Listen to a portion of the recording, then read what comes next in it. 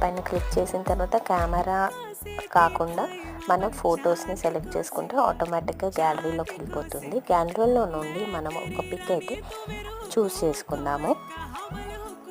And pick చూస్ చేసుకున్న తర్వాత ఇక్కడ మనకు పైన కనబడుతుంది కదా, అది క్లిక్ చేసుకోండి. క్లిక్ చేసుకున్న తర్వాత మనకి ఇక్కడ చాలా ఆప్షన్స్ అయితే ఉంటాయి.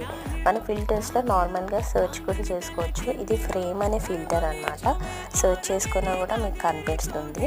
దాన్ని చూస్ చేసుకొని మనం లెఫ్ట్ అండ్ రైట్కి మనం ఇలా డ్రాగ్ చేస్తున్నప్పుడు ఇలా మనకి ఆటోమేటిక్గా